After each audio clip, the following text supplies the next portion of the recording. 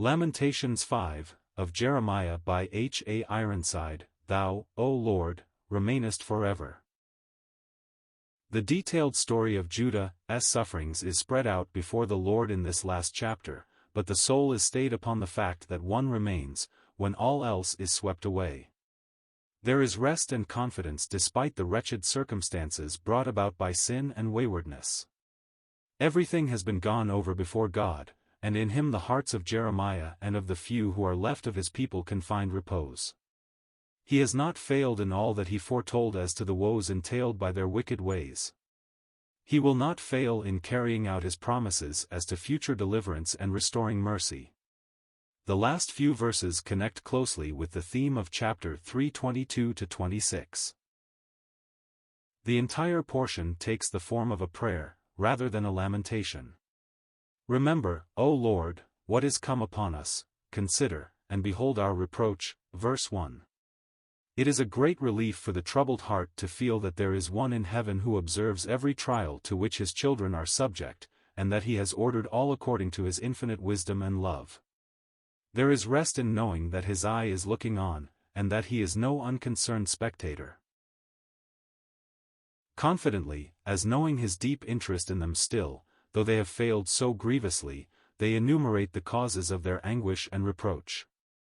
Our inheritance is turned to strangers, our houses to aliens, verse 2. The goodly land, unappreciated, had passed under the dominion of the Gentiles. It was not that God delighted to have it so, but that his own might realize the folly of departing from him. We are orphans and fatherless, our mothers are as widows, verse 3. This gave them special title to the care of him who is the father of the fatherless, and the judge of the widow. In so speaking of themselves they express their own utter helplessness, and their confidence in him who had been the guide of their youth. So earnest a plea would not be despised. None ever called upon him in vain when in felt need, and truly repentant. We have drunken our water for money, our wood is sold unto us, verse 4. All that this world has for the soul away from the Lord comes high. It may seem as though much is to be gained by taking one's own way and casting the fear of God behind the back. Satan will suggest, too, that it costs too much to live for God, and will allure with tempting baits the already unhappy heart that has begun to lust after other things, but it will only be to prove in the end that disobedience to God is a costly indulgence, an unholy luxury, if we may use the term, that none can really afford. They who here complain that they have drunken their water for money, had foolishly forsaken him who is, the fountain of living waters, of which all might drink freely, and had hewed out for themselves cisterns that could hold no water, Jeremiah 2 verse 13. When they sought it from the enemies of the Lord, a price was put upon it that it burdened them to pay. And then, of all that they purchased so dearly, it could be said, Whosoever drinketh of this water shall thirst again, while Jehovah's living water satisfies the weary soul. Departure from God is the most foolish and worst investment any child of grace ever made. Our necks are under persecution, we labor, and have no rest, verse 5. How could it be otherwise? Was rest to be found in taking their own way? It could not be. Thou hast made us for thyself, said Augustine of Hippo, and our souls can never be at rest until they rest in thee. It is the most egregious folly to seek for it anywhere else. That worldlings should make such a mistake is no cause for surprise. They have never known anything better than the alluring enticements of Satan's realm, but for one who has shared in the deep, true peace which the Spirit gives to those that obey him, to turn his back upon the only source of rest and seek it in the world from which he was once delivered, is an anomaly beyond explanation, save on the ground of hidden backsliding of heart long before. Such we know was the case of Judah. Their heart went out after unholy things first, then the feet soon followed. But they found, like the dove sent forth out of the ark, no rest for the sole of their feet. A raven, type of the evil nature in every man, could rest upon a floating carcass, while feeding on the carrion, but the clean, pure dove, symbol of the Holy Spirit and of the new nature which all God's children have received, could find neither rest nor food in such a scene, but must needs return to the ark, a type of Christ, for both. We have given the hand to the Egyptians, and to the Assyrians, to be satisfied with bread, verse 6. But Egypt soon failed them, and Assyria only oppressed them. All human props broken, the remnant were cast upon God alone, on whom they should have counted from the first. Continuing in their confession, they own, our fathers have sinned, and are not, and we have borne their iniquities, verse 7. They were the children of wayward fathers, and had gone astray in the same unholy paths. Bitterly they complained that servants had borne rule over them, and there was no deliverer. At the peril of their lives they brought in their bread, because of the sword of the wilderness, verses 8 and 9. Famine-stricken, their skin became black like an oven. The women of Zion and the maids of the cities of Judah were devoted to shame by the ravishers of the idolatrous armies. Princes were ignominiously hanged up by the hand, the elders were dishonored, while the young men and children were taken to be household servants, verse 13. The place of judgment and the place of merriment were alike vacant. The elders were no longer seen in the gate, and the song of the youths had ceased. The joy of their heart had ceased, and their dance was turned into funereal gloom. The voice of the mourner had usurped the place of the voice of the singer, verses 14 and 16. Realizing keenly the immediate connection between their wrongdoing and their woes, they cry in contrition and penitence, the crown is fallen from our head, woe unto us, that we have sinned. Verse 16. Thanks to a merciful God, blessing is not far away when the soul thus bends to the rod and confesses the justness of the punishment. The Lord will not always chide, neither will he keep his anger forever.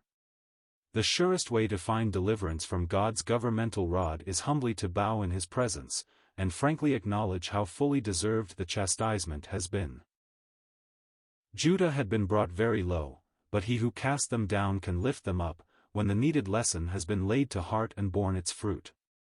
Fainting in heart, with tear-dimmed eyes, because of the mountain of Zion, which is desolate, and a habitation for foxes, they look up to him from whom all their past blessings had come, and who found it necessary to pass them through all their sorrows. Knowing he is their only resource, they exclaim, Thou, O Lord, remainest forever, thy throne is from generation to generation, verses 17 to 19.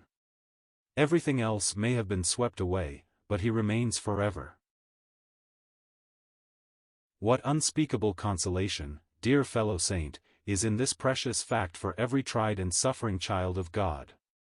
Circumstances may be very hard, blow upon blow may strike, disaster follow disaster, until the stricken heart has not one earthly thing left to cling to. In such an hour Satan would fain lead the soul to that God too is gone, that it is no longer the object of his care, that he has left it to die alone. But no! It cannot be.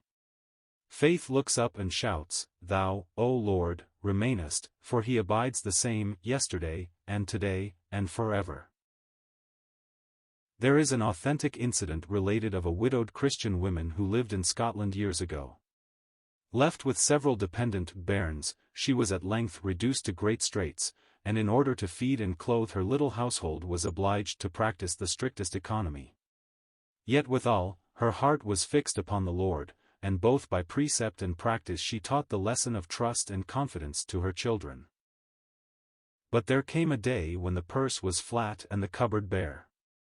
In the meal barrel there was only left a handful of flour, and, like the widow of Zarephath, she went to get it to make a morsel of food to satisfy the craving of the hungry little ones, knowing not where the next would come from. As she bent over the barrel, scraping up the last of the flour, her heart for a moment gave way, and in a paroxysm of doubt the hot tears began to fall, and she felt as one utterly forsaken. Hearing her sobs, her little boy Robbie drew near to comfort. Plucking at her dress till he attracted her attention, he looked up into her face with wonder, and asked, in his quaint Scotch dialect, Mither, what are ye greetin', weeping, aboot? Doesna God hear ye the scrappin' o' the bottom o' the barrel, Mither? In a moment her failing faith reasserted itself. Ah, yes, God did hear. All else might be gone, but he remained, and his word declared her every need should be supplied. And so it was, for help was provided from a most unexpected source, when the last of what she had was gone. It is the time of trial that tests faith, and never more so than when one is aware that the trial has been brought on by oneself. The spirit of Judah, feeling this, go on to ask, "Wherefore dost thou forget us forever, and forsake us so long time?" Verse 20. But in confidence they add, "Turn thou us unto thee, O Lord, and we shall be turned, renew our days as of old." Verse 21. If he shall turn them, all will be well. They are unable to trust themselves. They had ever been treacherous and false, but he can make them willing in the day of his power. Then they shall be as he would have them. It would seem that neither in the Authorized nor in the Revised versions is the last verse adequately rendered. As it stands in both, it would imply that they were hopeless of any recovery, and considered their rejection to be final and their prayer unavailing. "But thou hast utterly rejected us, thou art very wroth against us," is the way both read. But the margin of the Revised version is suggestive. It reads, "Unless thou utterly rejected us and art very wroth." But we much prefer the interrogative of another translation. "For hast thou utterly rejected us?" they ask, and the very question implies a confidence that it is otherwise, as Jeremiah well knew, though they justly add, "Thou hast been wroth against us exceedingly." This was indeed true, but already his fierce anger was passing away. He was soon to arise, to be their deliverer once more. This came to pass in part when, by permission of Cyrus, all who had heart enough for it returned to the cities from which their fathers and some of themselves had been carried captive. But the day of Judah's lamentations will never be truly over until the Son of Righteousness shall arise with healing in his wings, to dry their every tear, and to restore them to the land promised to Abraham for an inheritance forever. Then shall Zion put off her sackcloth, and, adorned with her beautiful garments, shall become the queen city of the world, when her king shall reign and prosper. In that day, in place of lamentation and wailing, shall this song be sung in the land of Judah: "We have a strong city, salvation will God appoint for walls and bulwarks. Open ye the gates, that the righteous nation which keepeth the truth may enter in. Thou wilt keep him in perfect peace, whose mind is stayed on thee, because he trusteth in thee. Trust ye in the Lord forever, for in the Lord Jehovah is everlasting strength." Isaiah 26 verses 1-4. Then Jerusalem's mourning will be accomplished, her warfare will be ended.